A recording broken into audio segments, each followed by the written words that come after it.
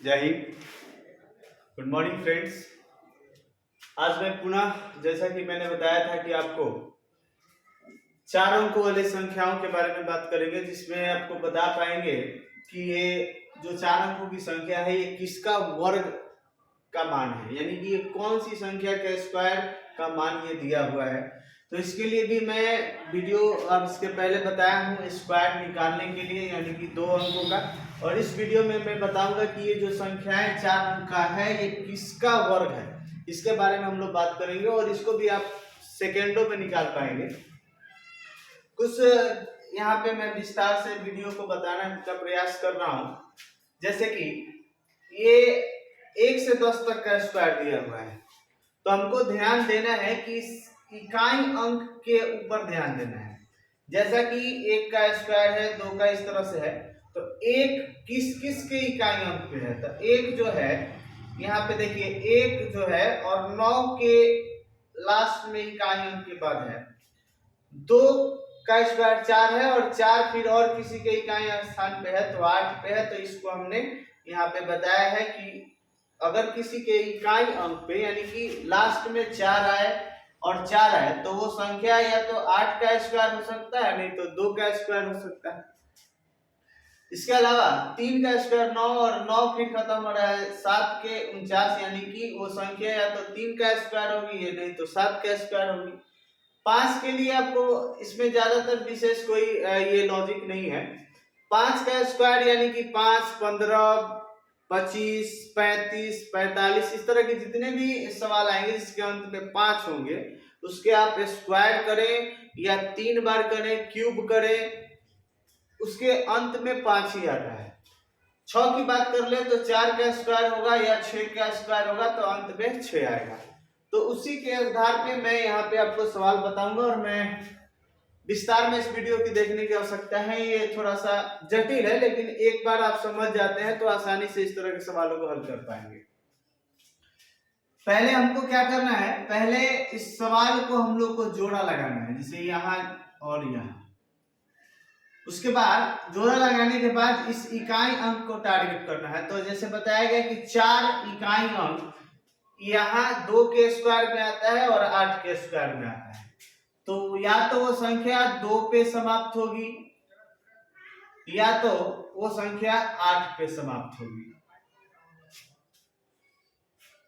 तो अब सवाल ये है कि आगे क्या होगा। तो अब ये खत्म। अब यहाँ पे देखेंगे कि 77 के कम कोई ऐसी संख्या है जो परफेक्ट स्क्वायर हो, यानी किसी का स्क्वायर हो। तो आप देखेंगे तो 77 के पहले कोई संख्या एक आएगी तो वो आती है 64, और इसके बाद अगर कोई संख्या आएगी तो आती है 81। ये दो संख्या आएंगी। तो ध्यान ये देना है कि ये जो संख्या दिया है उससे कम वाले परफेक्ट रूट को लेना है और उससे बाद वाले को कोई स्क्वायर होगा उसको लेना है।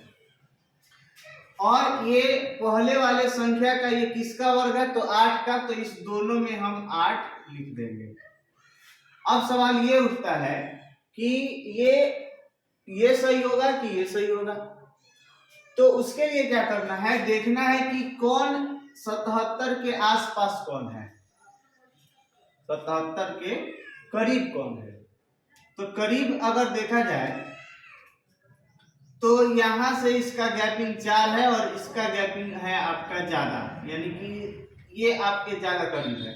तो यानी कि ज्यादा करीब है यानी कि बाद वाली संख्या ज्यादा करीब है, तो ये बाद वाला इसका आंसर हो जाएगा।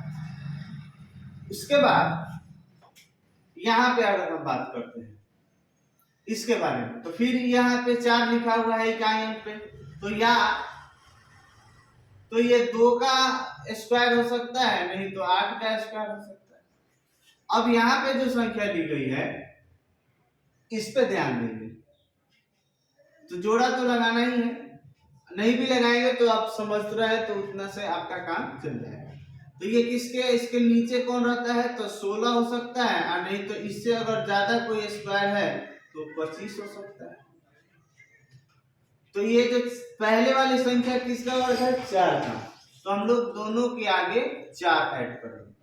अब सवाल ये उठता है कि ये 42 का स्क्वायर है कि 48 का। तो उसके लिए हम लोग क्या करेंगे, देखेंगे कि 17 इसके करीब है 16 के या 25 के। तो आपको देखने में ही पता चल रहा है कि 16 के करीब है, यानी कि पहले वाली संख्या, यानी कम वाली संख्या के। तो इसका आंसर ये होता है। आगे अगर हम बढ़ते हैं इस सवाल के लिए, तो फिर वैसे ही करेंगे। पहले हम लोग जोड़ा लगाएंगे और इस पे हम लोग इकाई अंक के बात करेंगे। तो एक किस पे खत्म होता है, या तो 1 का स्क्वायर हो सकता है, नहीं तो 9 का स्क्वायर हो सकता है। यानी कि ये तो 1 का स्क्वायर हो सकता है, नहीं तो 9 का स्क्वायर हो सकता है। यहाँ तक। अब इसके आसपास आएंगे, यानी कि 65 के आसपास कोई ऐसी संख्या है जो किसी का स्क्वायर है, तो आपको देखने को मिलता होगा कि एक 64 होता है और इसके बाद एक 81 होता है, जो परफेक्ट स्क्वायर होता है। तो आप ध्यान देना है, ये किसका, पहले वाली संख्या को ही लिखते हैं। तो ये 8 का स्क्वायर है, तो यहाँ 8 8 दोनों में भरेंगे। अब सवाल उठता है कि किसका ये मान है। तो ये 65 के करीब ये है कि 65 के करीब 81 है। तो आपको जनरली दिख रहा है कि ये 64 65 के करीब है, इसका मान ये हो जाएगा। अगला सवाल को देख लेते हैं 6। तो 6 कहाँ समाप्त हो रहा है, या तो 4 के स्क्वायर पे समाप्त हो रहा है और नहीं तो 8 के स्क्वायर पे समाप्त हो रहा है। नहीं सॉरी, 4 के स्क्वायर पे समाप्त हो रहा है, नहीं तो 6 के स्क्वायर पे समाप्त हो रहा है। तो या तो ये 4 पे समाप्त, 4 का स्क्वायर हो सकता है और नहीं तो 6 का स्क्वायर हो सकता है। पहले ही जगह छोड़ा जाता है, क्या कि अगली वाली संख्या को पहले लिखना रहता है। अब यहाँ पे आ जाएंगे हम, जोड़ा लगाएं या नहीं भी लगाएंगे तो उससे कोई बहस नहीं है।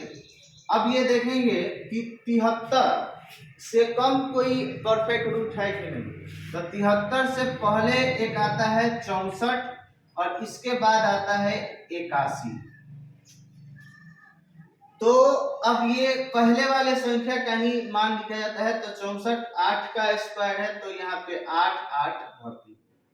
अब सवाल ये उठता है कि ये संख्या किसका वर्ग है। 84 का है या 86 का है।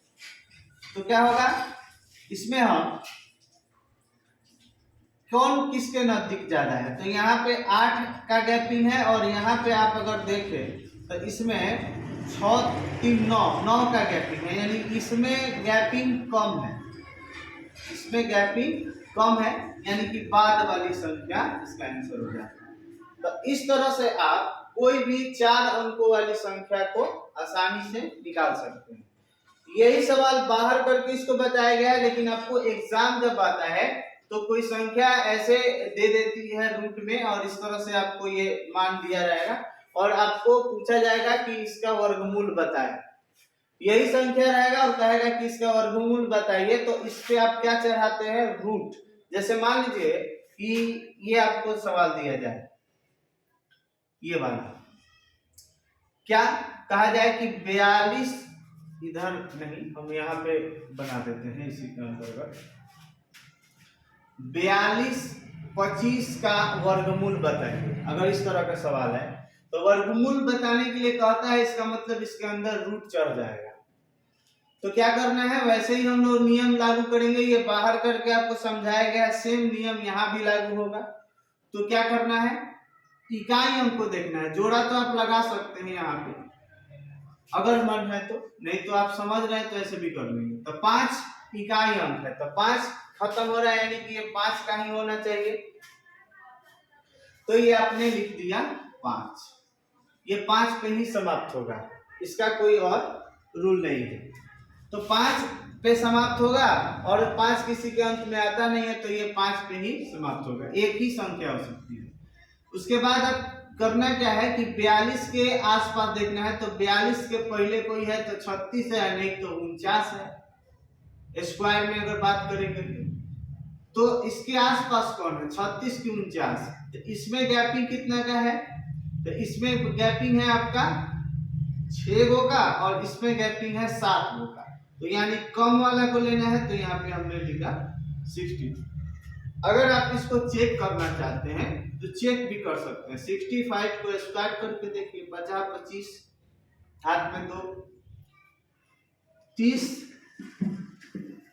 6 पचे 30 और 30 दूना 60 और 60 है इसमें का तो हासिल हो गया 62 के 2 हाथ में 6 और इसमें 62 6 हो गया हमारे पास और 6 का स्क्वायर होता है 36 और 36 और 6 होता है 42।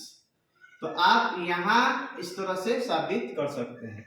ये जो सवाल आपको दिए हैं ये आप इसको हल करके आप कमेंट में बताएं या इसका आंसर आप डाल सकते हैं। ये सवाल सबका इस तरह से आप 7, 8 वाले जो होंगे बच्चे खासकर वो इनके लिए वर्गमूल निकालने के लिए आसान तरीका है। और इस वीडियो को आप जितना से हो सके लाइक करें, सब्सक्राइब करें। धन्यवाद। जय हिंद।